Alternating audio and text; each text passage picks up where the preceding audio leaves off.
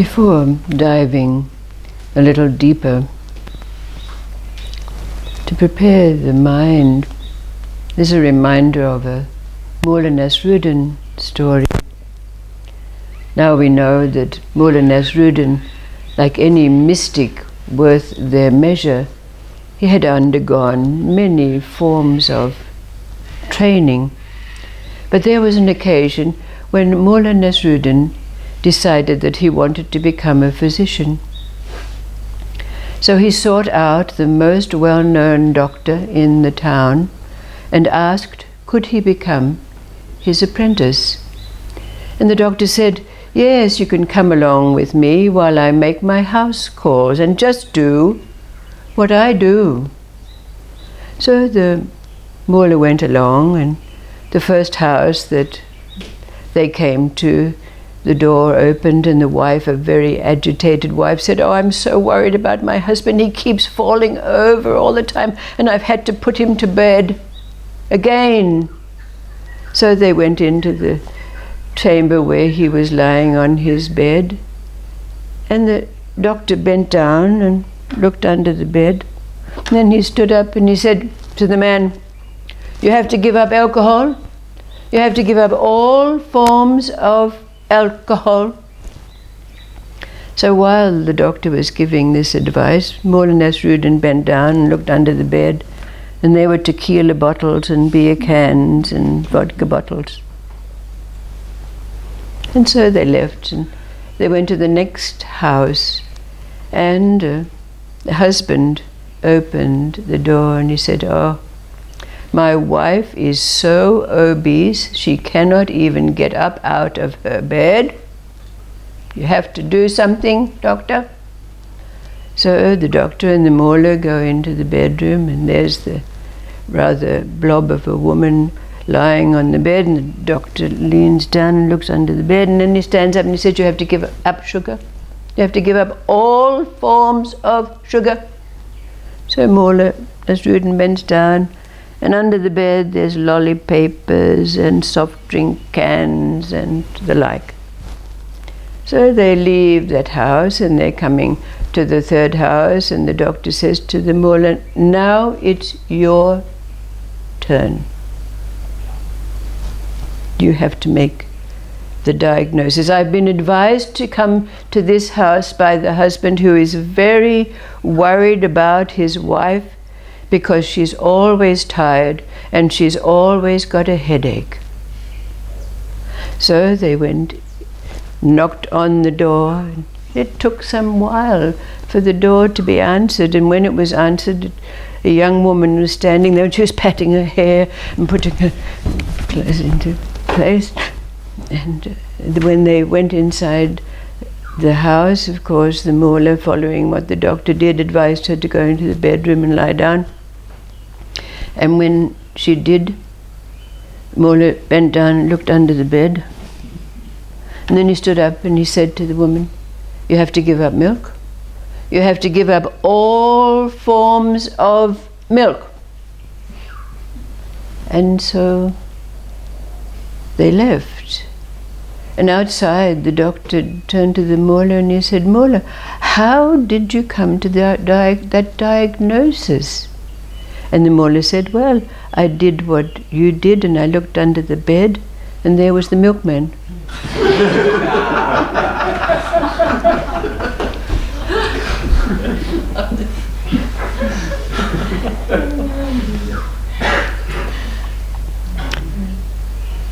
And then there were two brothers.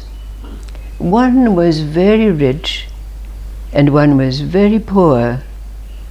The brother who was rich, everything he touched seemed to turn to gold. So he had a palatial residence. But the other brother was always poor. His crops always failed, and it was that he didn't even have enough to feed his family. If he had enough wheat to make bread, there wasn't enough seed to plant for a harvest. So they were in dire straits, and a bit in a particular year, there had been a famine in the land. So they were hardly able to find enough to eat. So the wife said to her husband, the poor man, "You have to go to our neighbors and ask for seed that we can plant, so at least we can have food for our children." But when the poor man went to his neighbors, they too were in dire straits. They said, "We do not have enough seed for ourselves. We cannot spare you any." So he went back to his wife, and his wife said, "Well, you must go and ask your brother for help." And so the poor brother said, "But you know, he doesn't want to have anything to do with me. How can I go and ask him for assistance?" And his wife said, "Do you want to see your children starve?" And on hearing those words, the poor man swallowed what pride that he had and went to his brother's house to ask and beg for some seed to plant as it was coming to the planting season. But when he got there, the gate was locked, and he knocked and knocked, and finally a shutter up in an upper room opened, and the wife of his brother leant out and said, "What do you want?" The poor man said, "Please, can you help us? My children will starve without the help of having a few grains of seed for us to plant." "Oh, you're useless," said the wife. "We know that you're useless. Everything you touch fails." Well, the poor man begged, "Please, please, won't you help us?" But the disgruntled woman said, "Wait a moment at the gate." So she went downstairs, and she took out a cupful of cooked rice from the cauldron that was cooking on the stove, and put it in a bag, and took it out and handed it to the poor man and said, "Here, plant this." But when the poor man went off, he was horrified to see that what he had been given was merely cooked rice, which, of course, it's known, cannot grow. But he was too ashamed to go home to his wife and show what it was that he had. So he took the cooked rice to the field that was ready to be planted with the seed that he'd expected, and he planted the cooked rice. Now he had to pretend to his wife. So every day he went to the field, and he tended the field. He watered what had been planted. Of course, as the days went on, nothing grew except one plant that the young man did not recognize. But he continued every day to come and water this single plant of which he did not know what it was. But then it came to the time that he knew instinctively inside that it was time to reap this plant. So he went with his scythe and he cut the plant, and just as he was taking it up in his hand, inspecting it, a great eagle came flying down and took the plant. But the poor man was able to hold on tight to it as the eagle soared up with the plant in its mouth. Now the eagle soared and flew until it came to the top of a hill. And when they alighted, the poor man could see that on the top of this hill there was treasure such as he'd never seen. It appeared like gold and jewels to him. Now the eagle sat and said to the poor man, "Take what you will, but remember, it must be taken within the hour, otherwise the earth will bring up flames and consume us." So the poor man gathered a lump of gold and a precious jewel, and he said, "I'm ready to go." And the eagle said, "Don't you want to take more?" And the poor man said, "I have enough." And so he got on the eagle's back, and the eagle flew down to the field once again. Before departing from the eagle, the poor man said, "Please, can you tell me what is the secret of the plant?" And so the eagle told him before it flew off. Now the poor man came and was able to sell this gold and precious jewel, which allowed him to buy seed and feed his family, and he became wealthy. But it came to the ears of his brother that his poor brother was now wealthier than he. So he wanted to find out what it was that had happened. So he invited his brother to his house. Now, when they were there, after being treated with more respect than had ever been before, the brother asked, "How is it that you have become so rich?"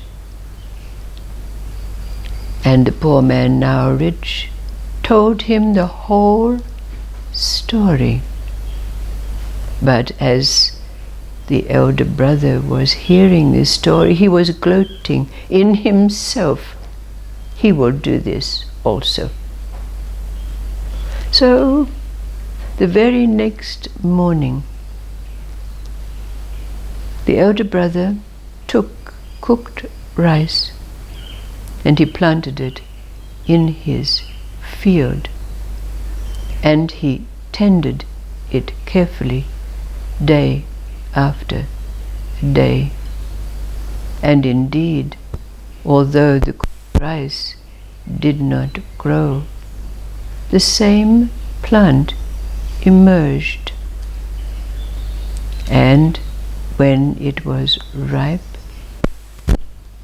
the elder brother cut it, and again people swooped, and being warned, the elder brother held tightly onto the plant as the eagle soared.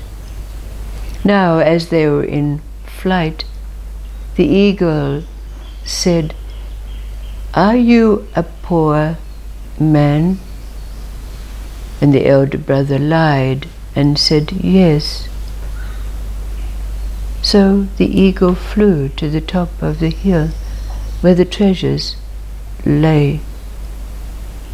But the eagle warned, "You must leave within the hour, otherwise flames will rise up from the earth." But the elder brother, stuffing his pockets and his cloak with as much as he could find, kept saying, "Just one more minute, just one more, just one more." But then he started to feel the flames coming up from the earth. But when he ran to ride the eagle had flown, and the elder brother was left to his fate as the flames engulfed all.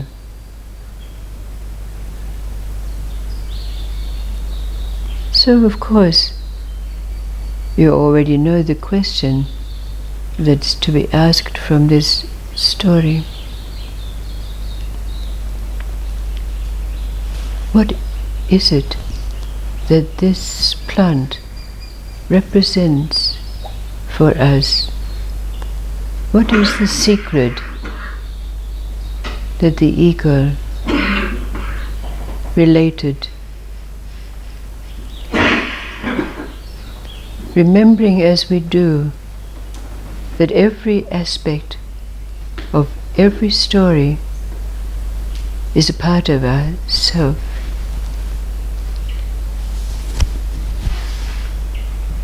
Every aspect. The cooked rice, the plant, the eagle, the treasures. But the question is, what is it that this plant represents for us? What is the secret that the eagle told?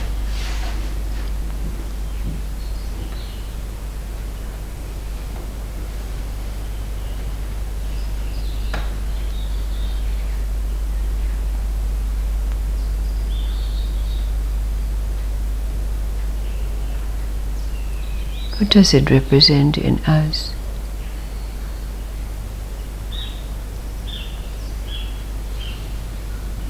Something nurtured and cared for and tended.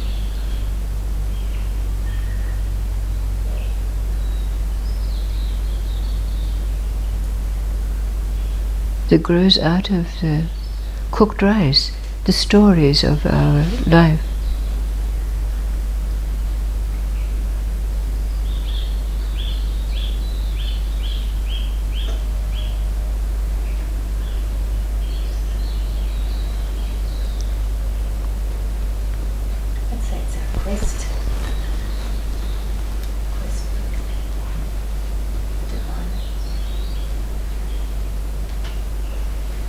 Something that even out of our failures and the good and the bad, that we know we have to tend with all our attention. Could it be? Could it be?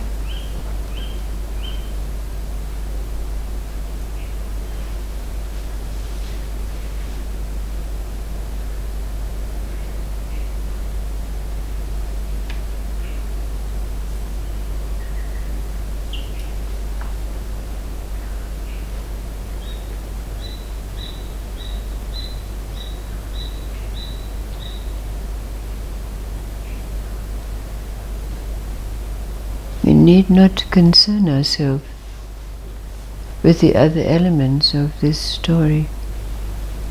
Only this question for the moment.